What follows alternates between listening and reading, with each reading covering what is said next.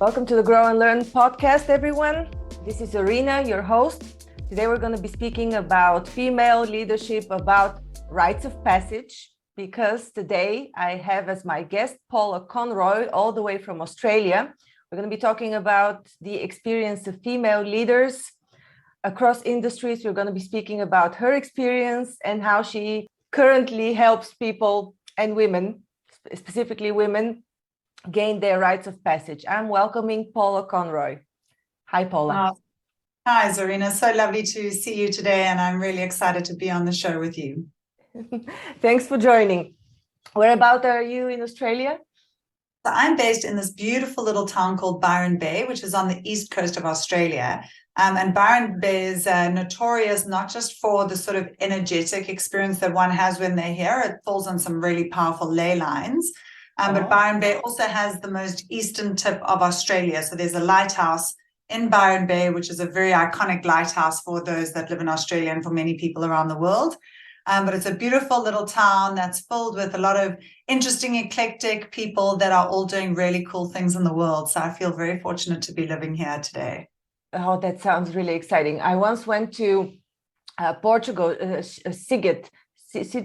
Sorry, I'm probably chopping the name, but it's interesting because it was also on a corner and it was also full of the type of people that you're describing. Very interesting place. Yeah, so, I feel like that often happens where the water meets the land. Yeah. You know, people are very drawn to that energy there where the water meets the land. So yeah, it's fantastic to be here. I did live for a long time in Europe as well, lived for many years in London and then for many years in Sydney, Australia. And I've been up in Byron Bay now for the last couple of years, which has been a wonderful change to life, especially given the journey that I've been on in my transitions myself. Mm-hmm. So where did you grow your corporate career? You were previously leading teams. You were a very busy woman. Where was this, in London or in Sydney? Yes, so it began in London. So I worked in corporate banking for nearly 15 years, or going on about 15 years, for a global bank, managing multi-jurisdictional teams, and defending an 8-figure balance sheet for many, many years. And had an extraordinary career there. I worked for a number of years in Europe and in London, covering regions such as Africa and the Middle East. And then I moved across to Australia and managed a number of multinationals and global institutions from Australia. So fascinating career, and working in a global bank really did give me many, many opportunities. There was an opportunity for me to see, the inside of a corporate treasury from a global perspective. So, how do these really large global institutions manage all their money? What kind of account structures do they have? What kind of short and long-term investments do they look after? How do they plan strategically around, big market-driven or global-driven events?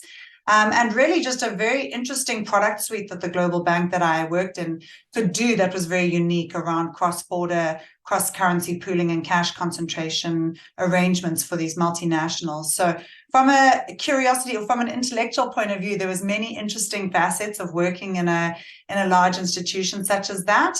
And so I got a lot of satisfaction out of that exploration from an intellectual point of view.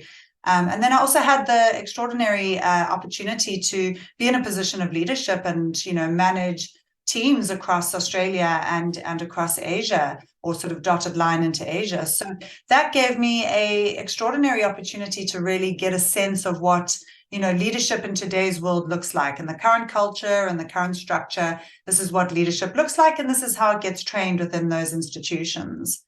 And it got to probably around about 5 years ago when I started noticing the sense of agitation inside of me. There was something inside of me going, not quite right, not quite sure, not quite clear, not quite alive to what the aspects of being a leader in today's world looks like, and especially being a woman. So female leadership had this persona, I suppose, and this way in which we were taught how to be leaders. And yet for me, there was constantly something that wasn't quite fitting. It was like, yes, that makes perfect sense, but there's something missing here. I'm not sure what it is, and I can't articulate it, and I'm looking for it on the outside. I'm looking for the female leader on the outside that embodies what it means to be a female leader in today's world. And yet for me, it wasn't clear yet, and I couldn't find that external person in order to be able to say, yes, that's what it looks like. And so I went on kind of a personal journey, a real deep personal quest on really wishing and calling in and intending to deeply understand what female leadership in today's current culture does actually look like and does feel like from an embodied point of view, instead of from a learned point of view or from a trained point of view or from an external source telling me how to lead in today's world, what that looks like from that external source. And that journey from what I thought it was to what I've now discovered since I have gone on this exploration has been an incredibly insightful and revealing and oftentimes painful experience of waking up to the ways in which female leadership is not necessarily attuned to its natural essence. There is still this pandemic that we have in the workplace of men and women alike working too hard, the pace getting faster, everything's got to be bigger, better, stronger, do more with less, just tighten up, make things work, make a plan. It's constantly stretching, it's all about resilience, it's all about bounce back, it's all about now the adaptability quotient. There's all these different ways in which we kind of mold our narrative to just sort of make it okay that we live in this pace that is unsustainable and it's not attuned to the frequency of our natural cycles of the seasons that we go through. And as a result of that, we can all attest to the burnout that many, many women and men, but I'd say a lot of women out there are feeling, trying to uphold that superwoman mystic. I can have the family and the child and be the wife and be the career woman and still have a, size 6 body and all these different facets of external conditioning that so many women try and juggle, while at the same time inside of them, there's the sense of real aridity and disconnection from who they really are. And I know that because I was one of them, wow, I'm doing all of the things.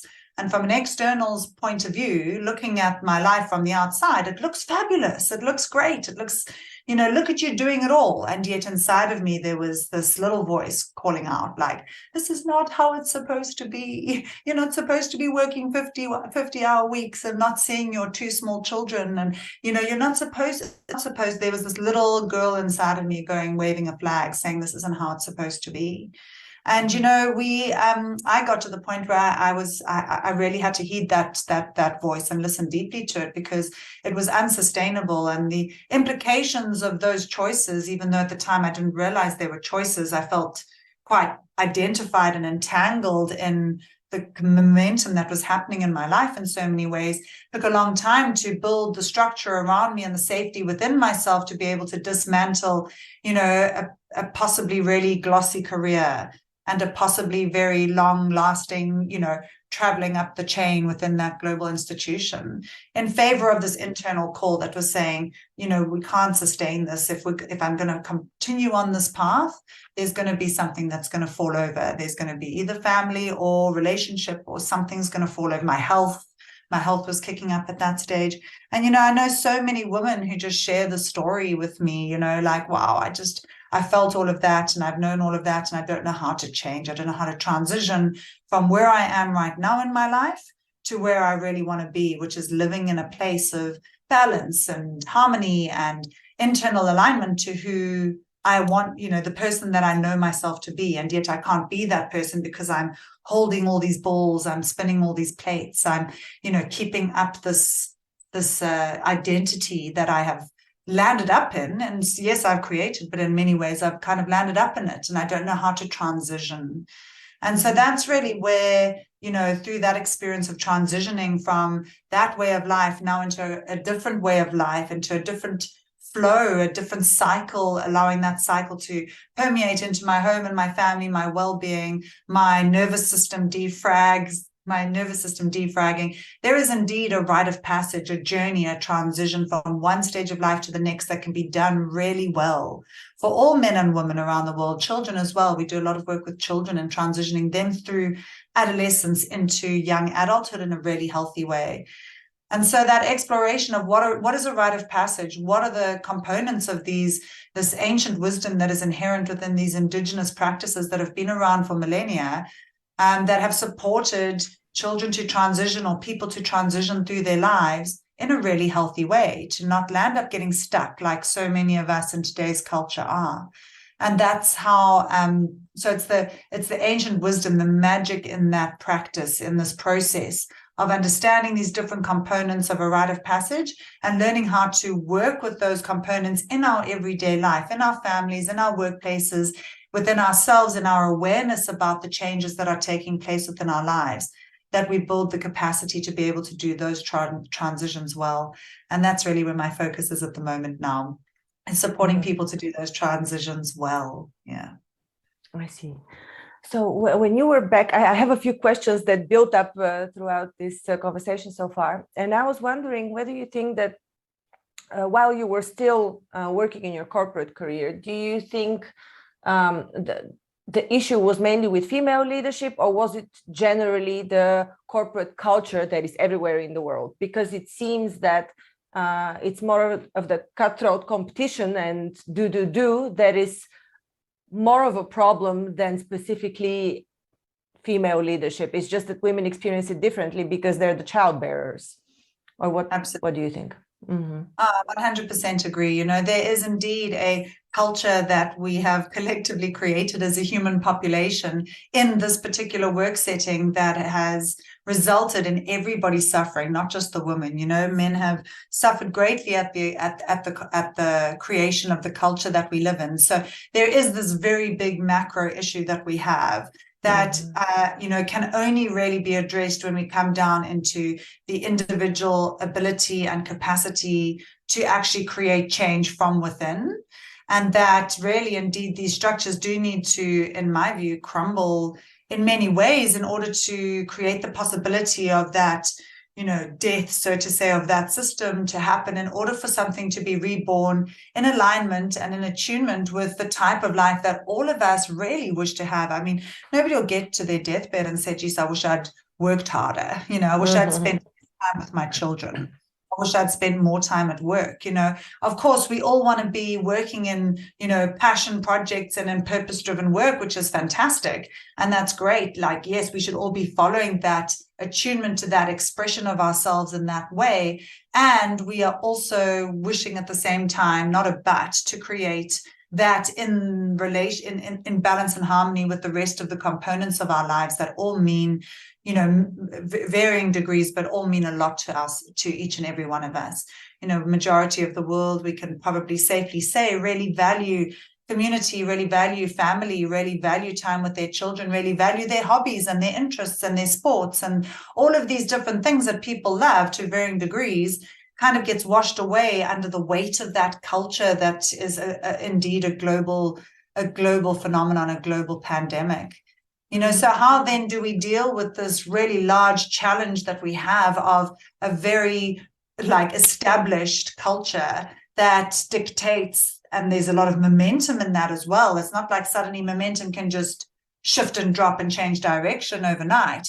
It requires a turning of the ship. It requires a different choice. And that is only possible when we come down to our own individual abilities, which is that each and every one of us can begin to change our ways in which we are approaching this and co-creating this culture.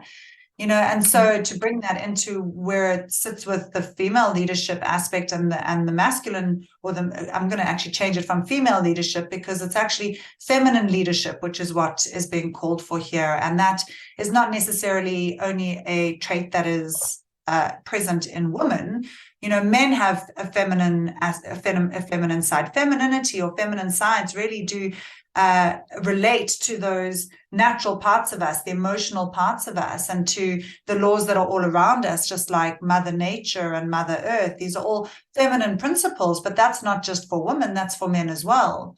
And, you know, the masculine traits, which is the form, the getting things done, also exists within us women. So it's not about a men and a woman thing in many ways. It's actually about this masculine and feminine sides of our ways of being as human beings that are very out of balance. We've got this go, go, go on our masculine side that's all got a lot of momentum to it. And we've got this underdeveloped emotional side for both men and women that is causing us to now show up in our leadership capacities and in our workplaces in a way that's quite confrontational. That's not necessarily in the harmony of these two poles that exist within all of us.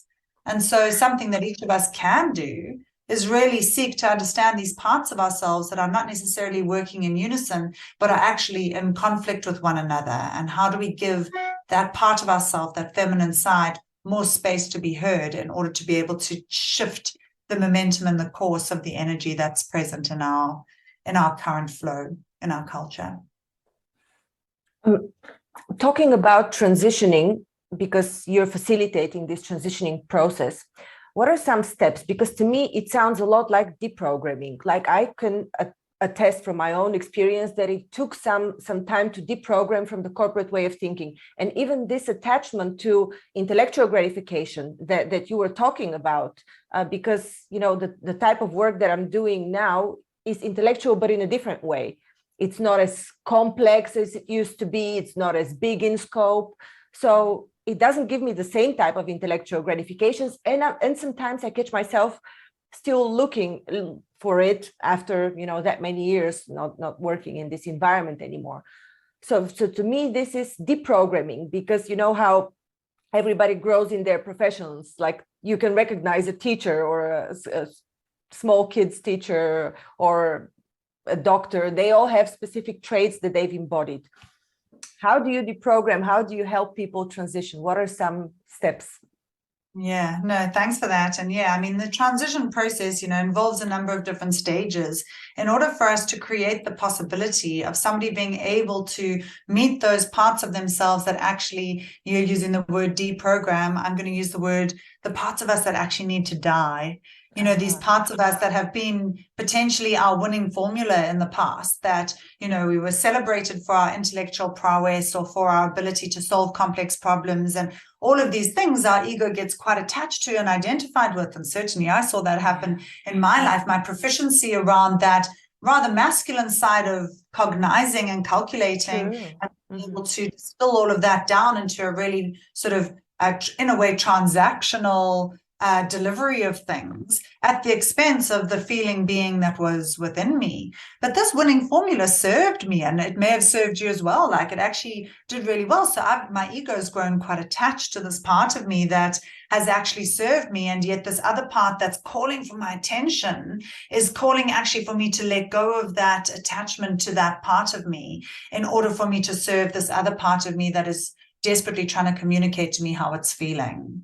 And, you know, one was coming at the expense of the other. So, you know, using the Rites of Passage framework, and especially the Rites of Passage framework around the journey of feminine consciousness, to begin to titrate, as we would say, is like, it's not some big bang, we're going to blow your world open. It's that's not the way of the feminine. I mean, we see Mother Nature, she moves through her seasons slowly. Every now and again, she can get a bit chaotic, but she moves through her seasons slowly, and Mother Earth turns in her own time.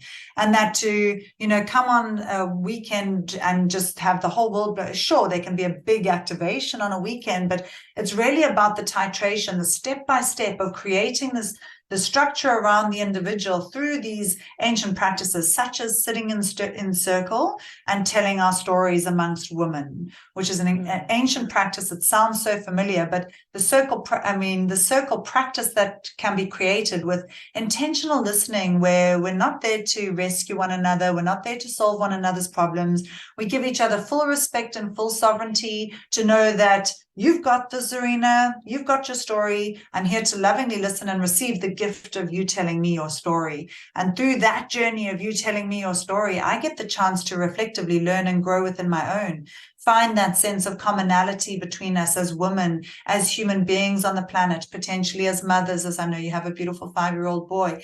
I get to see myself in you in that journey, and your discoveries, your healings, your vulnerabilities, your ability to share yourself openly, in turn shines a light on my story, even if I'm not speaking it verbally, that there's an incredibly cathartic experience that I can go through just through the ability to sit in presence and listen to you tell your story with authenticity. And this practice, it's like, sitting in circle and holding that space sacred, really holding those agreements that we have between ourselves when women sit in circle with women, and upholding those, the confidentiality, the sensitivity to the listening, the holding of the space, the not rescuing, the full respect of sovereignty of one another, brings in its own sort of frequency, its own dynamic. There's a field that exists among a circle of women telling their stories in this way that takes on, and I've sat in many, many, many circles of this nature. Every single time it takes on its unique, extraordinary frequency that heals in ways that are so unbelievably profound, it's beyond our capacity to be able to even share it. Something happens viscerally in the body. There's an ancient wisdom that seeps into that field that is an experiential journey that can only really be understood through the experience of it. And I've seen so many women come into circles and connect in this way that have left so transformed that they have gone out and set up their own circles and continued on their exploration of that in such a profound way, because they recognize that there is a potency to each of us, remembering our ability to self-source and self-heal, and that connection that we have amongst other women that often has been broken down in our society. Women have been pitted against women, and there's been so many things in our culture and in our conditioning and then the media that's been thrown at us since we were little girls, and all of the things that have just been layered on top the whole way through our lives. All of that can break down in the experience of really sitting in that space with other women and feeling that deep level of trust building and building and building as the weeks go by and the women sit together. So that's a really important component of rites of passage. And then we sort of bring in the other phases, which is every single rite of passage will involve a challenge. You're not going to move from one stage of life to the next without there being some kind of challenge, some kind of need to let go of something in order to create the space for something new to come in. There has to be that challenge in the experience in order for it to have the possibility to just shift us enough in our experience to be available for the invitation of a new vision, of a new way of being, of a new life, of a new job, of a new career, of a new relationship, of a new place to live. Whatever it is that's meant to be called into one's life then has the possibility of being available. But we have to let the leaves of the tree of that old cycle, of that autumn that's happening, fully fall off the tree. We can't kind of leave some leaves on the tree and then suddenly jump to a new life. We have to allow the entire old persona to die in order for us to be rebirthed and take the healthy aspects of how we were and implement them into our new vision going forward. And that's a really important part, because so often we get concerned and vulnerable over that letting go of the old, and that becomes a very difficult, people get stuck there. We don't quite want to let go, or we want to start something new before we fully let something go, because that vulnerability of the winter, the vulnerability of the passage, of the rite of passage, can feel incredibly overwhelming if we don't have the community around us, the support structure around us, which is why the sitting in circle and telling our stories over and over, week after week on a guided journey, creates that support structure, that community, that safety net within which we know we can be held through our winter in order for us to be able to emerge out with a new vision for the way forward, having fully let go of the old and not necessarily pulling through some of the unhealthy aspects of the old into the new.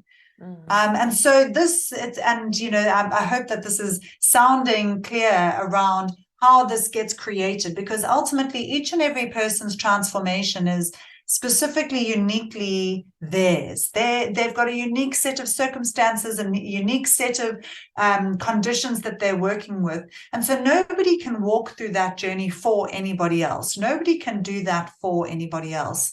And so all we can really do in the role of facilitation and in the high art of facilitation is seek to continuously create the space, this really safe space within which people can build the safety within themselves to become unsafe, to be able to metamorphose, to be able to dissolve into something into nothing in order to be able to be rebirthed as something.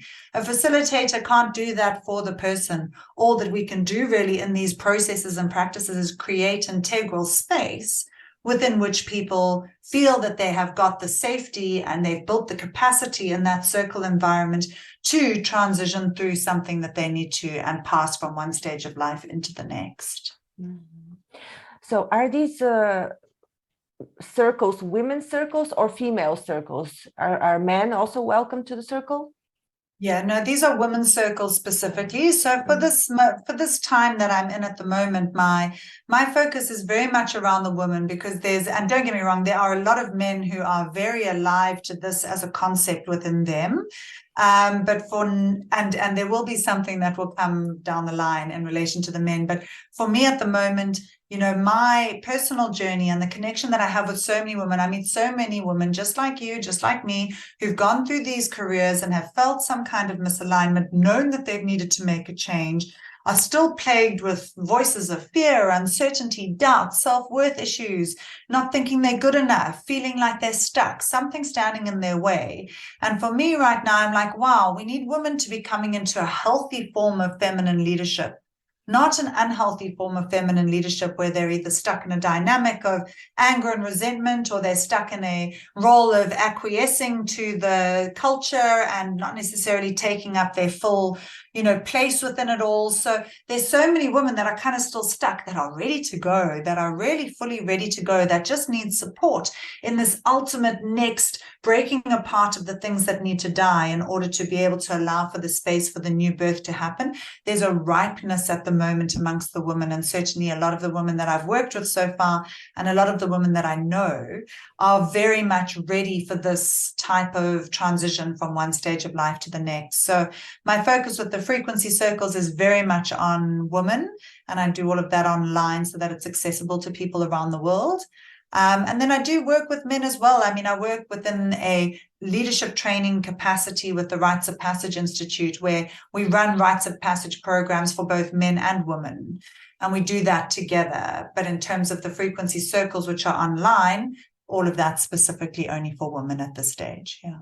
I see. So the women's circles are not the same as the frequency circles. They're done in person, where you are at these ley lines, the crossing of these ley lines, or? Yeah, so I run a frequency circle online for women, and I run a frequency circle in person for women that are local to me here in the area.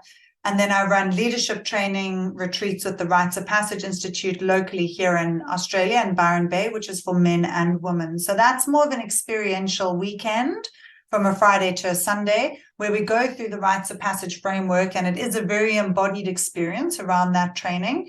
And that appeals to both men and women. But the frequency circles are online and in person here in Byron Bay. Mm-hmm.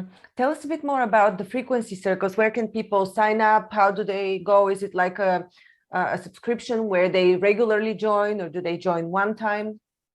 Yeah, beautiful. So anybody who's interested in exploring what the experiential journey of a frequency circle is, both either online or in person, can find me at thefrequency.global, and that's both webpage and Instagram. And what my invitation would be to anybody who would like to learn more would be book a discovery call, and let's have a chat about where you're at in your life, what's happening for you, where you feel stuck, where you feel that you are not necessarily able to make the choices that you feel called to make, and how it is that we can potentially support that through the frequency circle journey. So my next circle, or the next round of circles, will be starting in July, and that will all be via Zoom.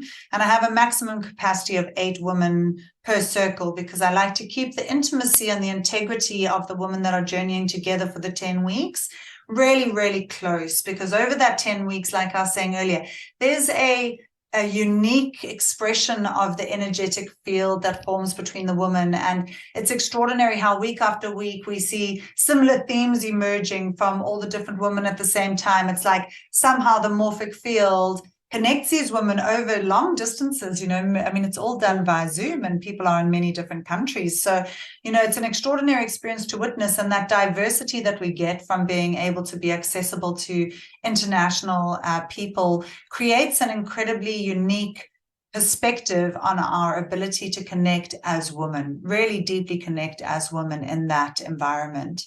So, if the frequency circles is something that is potentially appropriate for you at this stage, we'll talk that through. But if it's not, I also can talk through a number of different other options that within my network, or other different options that I would have around one-to-one coaching or something like that, if women are looking for something more specific.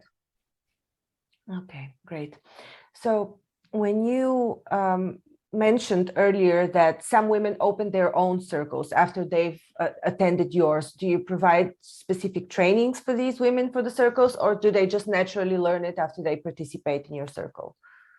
Yeah, look, I mean, that's an ultimate outcome, is that women would come to a circle, experience that regenerative healing capacity of the circle, and then have an inclination to hold that outside of the space. So I work very closely with another facilitator who runs these in-depth circle training workshops, because there are, in order to maintain the integrity of the circle, it is really important that the person that's holding that space is aware of the different ways in which to hold that space really well. Because often with these circles, people will touch upon parts of themselves that may be very tender, maybe rather vulnerable. And there's definitely a requirement for the people holding that space to be trained in practices around being able to navigate those spaces well, to create safety continuously for each individual within that space, and to ensure that if anybody's been really deeply triggered or touching on a deep trauma,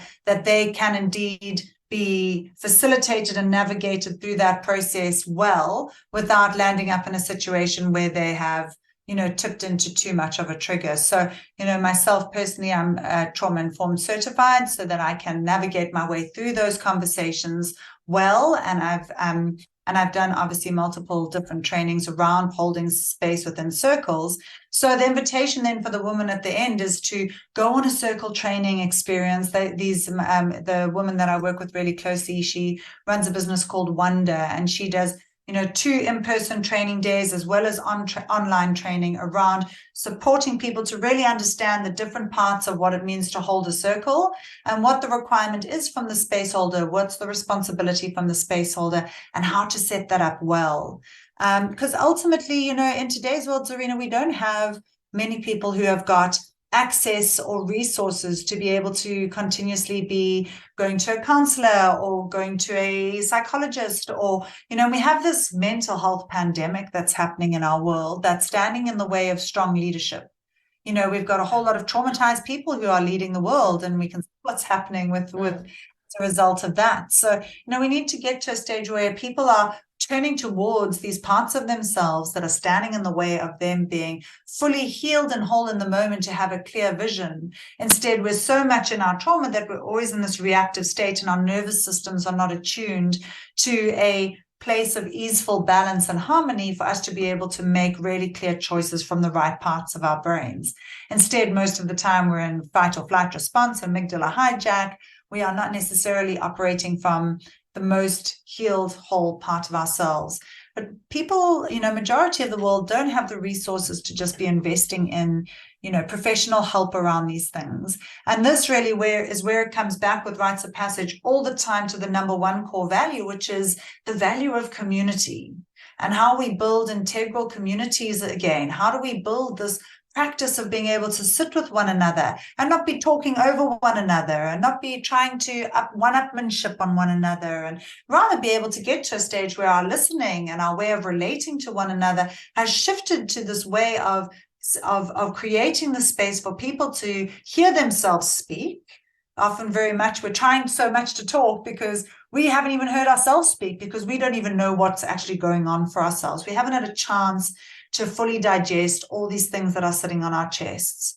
And so when we bring in these practices and we bring in this remembrance of community, we're giving people a safe space to be able to come to an environment where they don't necessarily have to continuously be paying large amounts of money. They can set up circles in their own communities or in their own environments, hold them well, and give community an opportunity to be reformed around these ancient ways of sitting and intentionally listening to one another. And in turn, giving ourselves the opportunity to connect to ourselves in a profound way, without needing to continuously be spending our limited resources and money on professional help. Yeah, that's amazing. I really love this. Actually, because I'm originally Bulgarian, in Bulgarian villages back in the day, like not so long ago, I would say even 20 years ago, and still in some villages, elderly women, and back in the day, younger women, used to gather together every single evening. After the end of the working day, every evening, they would sit together at a sitting every evening, and they would talk. So it was a normal thing to do in villages. Yeah, and that's it. It's, I mean, us women and our transmission through that connection, we see it mirrored to us in nature. I mean, look at the, the pack of the, the pride of the lionesses. There are all the lionesses together all the time, tending to the young. Most of the time, they're chilling. They're just hanging out, lying around, sleeping. And then when they're called to be fierce, they are fierce together, and they are fierce as a pack. And there is this connection between the lionesses and the pride that is extraordinary. And I'm always in such awe of those lionesses. I watch them with such interest whenever I've had the privilege of being in the bush and seeing them in the wild, because I learn so much from the way they are with the young and with one another, the way they honor one another in that frequency that they're clearly in together. And, this whole practice that you're describing from your village is so beautiful, and it's so forgotten. Women instead have now come together, and often it's gossiping, or it's all these sorts of different things. Then the quality of our relating has broken down in our trauma. And so how do we bring back the quality of the way in which we relate to one another and the way in which we build these spaces together? And we can do it as simply as with our groups of friends. When I get together with my groups of friends, a simple little practice that we bring in around the dinner table when we sit down is we do a quick check-in. And we say, right, check in around the table. We call it the rose, thorn, and seed, which is, rose, what's going on? What's great in your life at the moment? What's really good? Thorn is what's challenging. What are you finding difficult? Is there anything you're struggling with? And seed is what are you visioning for at the moment? What are you wishing for? What are you calling in? And these can sometimes take the whole dinner as we go around the table, or sometimes it's just a 2 or 3 minute check-in where we just pause the whole dinner table instead of everyone just yapping, and then going home and saying, oh, I didn't get to speak to you at all. I don't know how you are. Like, you were on the other side of the table. We just take the time to do a check-in. And that way, the frequency of the experience is that, wow, like I got to the real heart of it with that dinner, like I really heard from Zarina and from Sarah and from Gabby and from all the women that were around the circle, what's really good in their life, what they're struggling with, and what they're wishing for. And I can now hold that in my heart as I go into the next day around, can I hold the tenderness of what they're struggling with? Can I feed into their vision with my own intentions? And can I celebrate their wins and their victories with what they shared about their roses?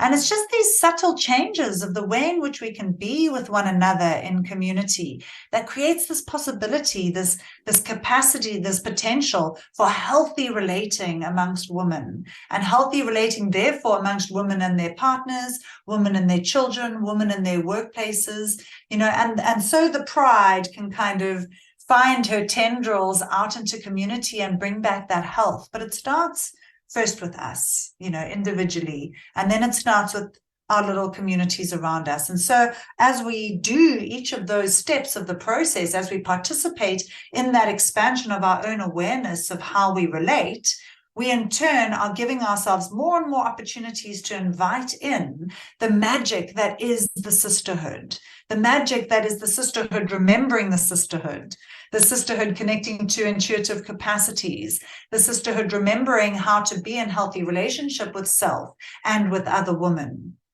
All these different parts of the feminine experience that so many women are in are marred or damaged or slightly broken because of our traumas. But the more we bring our awareness to our ability to reconnect to that, the more we heal these little dark, sad, icky, bitty, difficult corners of our experience that are really calling for our healing and this remembrance of us connected to one another in the pride of the sisterhood, of the womanhood. So yeah, it's a beautiful journey. It's big. It's exciting. It sounds really beautiful. I admit it. I mean, thinking about or contemplating about the relationship between women now, it's very far away from sisterhood. It's all about competition, and we've gone so far away from this. What has been your personal transformation while doing these circles and, throughout the whole journey of transitioning from your banking career? Yeah, I mean, for me, I think one of the biggest realizations for me was the recognition of how my winning formula no longer served me. And when I transitioned, I could feel that state of agitation within me, knowing that something needed to change, but not knowing what, being stuck in the fear and vulnerability of, if not this 15-year career as the specialist, like what else? What am I going to do? Can I give up all of that brand and equity that I have in that persona and that identity, let that all dissolve and be in that in-between state of not knowing, in that wintertime of not knowing, trusting deeply that there is going to be an emergence of a new. And in that process of the dissolution of that old identity and the subsequent winter to then emerge out in the new, not having fully experienced my rite of passage and dying to my old ways in a healthy way, I brought some of those unhealthy ways of being and ways of managing and ways of leading into my new. And so that corporate momentum that was in me back then suddenly came into my entrepreneurial life, and that didn't work or suit at all. There was a bit of collateral damage along the way with some of the people that I worked with that just found me too much, too big, too fast, there was just all these twos, just slow down. There was this kind of force of nature in me that I'd built up over time, which was very much in hindsight and at the time very painfully revealed to me as I recognized the impact that I was having on others. This unhealthy, bigger, better, faster, do more with less, get shit done, or sorry, I don't know if I can swear on your podcast, get stuff done. Sure you can. Get stuff done, that really sort of kind of strong aspect of my conditioning didn't work in this new environment of wanting to support people to live in a different way. I hadn't fully died to that. And there was an impact to that. And so I'd say it was the lived experience of that was probably the most transformational and the most difficult. And it was very painful for me to recognize my own faults and take accountability for those ways of being when it had served me before. Now in a different setting, it didn't serve me. It actually affected others. And so there was this ultimate death that needed to happen to these parts of myself that were no longer attuned to the frequency within which I wanted to move forward in, which is attuned to balance and harmony, to inclusivity, to being a force for good in the world, but not a force over or a force against. How to come into healthy interdependence with that capacity within me to be a force for good in the world, but not a force over or a force under. And so there was a painful journey to let go and to let those parts die and to atone for the impact that I had on others in that unconsciousness, I'd say, of the time, and then to celebrate the emergence from that challenge part of that rite of passage into a new vision and being able to choose a different way forward and being able to then honor myself for being willing to die to those parts, even though they had felt so important, Now I can feel that I've pulled so many of those healthy aspects of my masculine side into my way of being now, but it doesn't have the same impact that it had a few years back when I first transitioned. There's a healthy way of being with these parts of myself that can get stuff done and can drive things forward, healthy masculine attributes, which I treasure and I respect and I give thanks for, but, no longer having the kind of detrimental effect that they did back then. And I think about those aspects of self, or those parts of my conditioning that were in that old environment, and wow, how they at times were celebrated. And that for me is wow, there's got to be a different way, a different, less traumatizing way for everybody to lead and manage, our way through this collective rite of passage that we're in as a human population, moving from a pre-COVID world to a post-COVID world, and all of the, momentum that's in that big experience that we collectively move through, which requires really strong, grounded leadership in this time. And that's really a key focus for me, is how do we continuously, personally and then collectively cultivate the types of leadership capacities that are going to support us to navigate this incredibly big transition well, and not have a fallout or a long-lasting tail end of impact that is unhealthy for too many people for too long. Yeah, it calls for a new way to lead. This is also tied somehow to, you mentioned the environment, and I understand how letting go of certain identities also goes together with letting go of a whole community that you've built in this previous life, so to say. So how do you deal with that, letting go of all of these people, completely separating yourself from their opinions, from their from this entire exchange?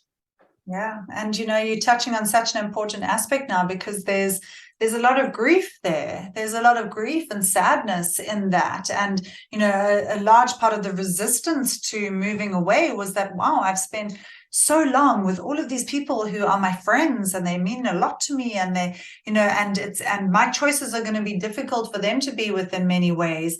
And it's difficult for me to be with the old system the way it is at the moment, in that way. And so I felt like there was, a lot of grief and sadness that needed to be felt and needed to be honored in that process. And in that time, I've still maintained a number of different, relationships I had in my professional world with people who have a real openness and receptivity to have this type of dialogue and have this kind of conversation. And ultimately, it really comes down to my capacity to be really skilled in the way in which I communicate these sorts of things. I'm not out there to point fingers or to blame or to shame or to, say this is wrong and this is right. It's that each and every one of us are on our own individual journey in relation to the lives that we individually lead and then collectively. So there's no right or wrong in any of this for anyone, because each individual has their own attunement to their own set of circumstances. And all I am looking and seeking to do, especially as a facilitator, is to meet somebody where they are, be able to support them navigate their specific set of circumstances and conditions in a way that is easeful and filled with grace, and to navigate it with an awareness that supports them to be able to do that really well. And, from my old life, from my old world of banking, there's still so many people that I connect with and that stay in touch, that really appreciate the perspectives that I've got. And I also recognize that there will be people that will find me quite polarizing in that way.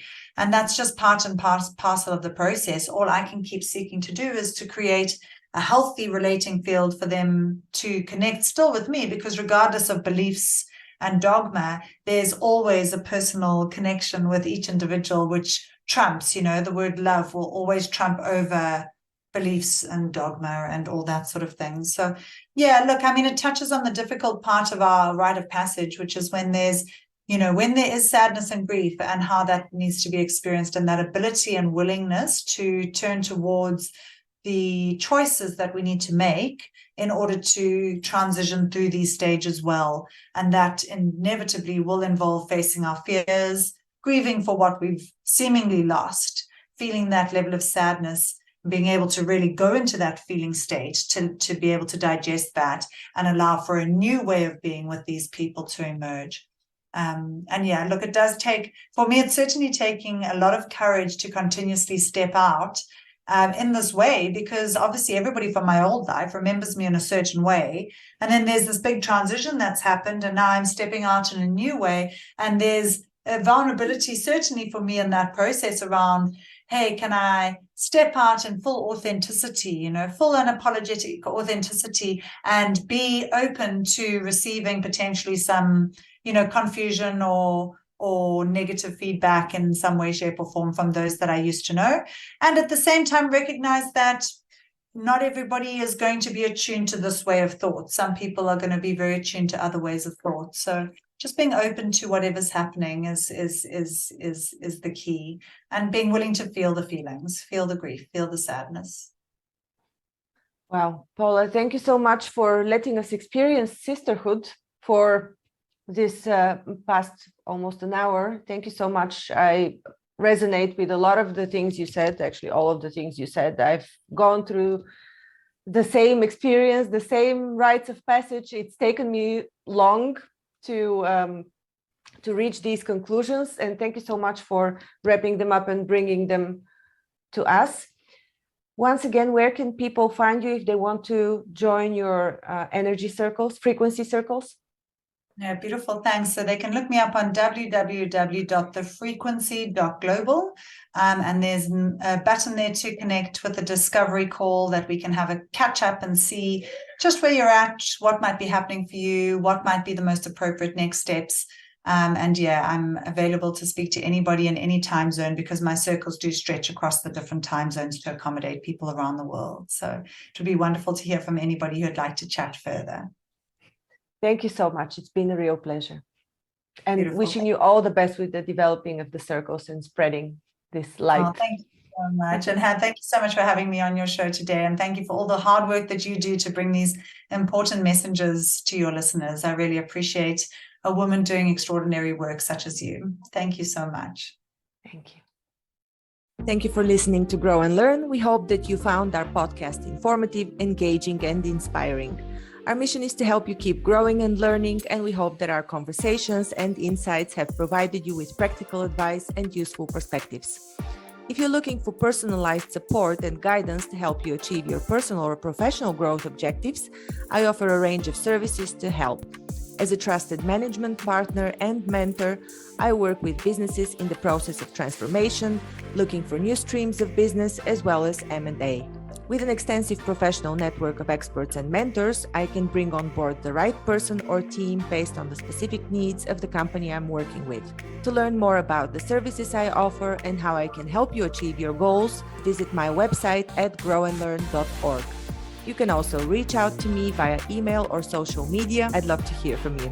And if you enjoyed this episode of Grow and Learn, please subscribe to our podcast and leave us a review. Your feedback is important to us, and it helps us to continue to create content that is relevant and valuable to our listeners.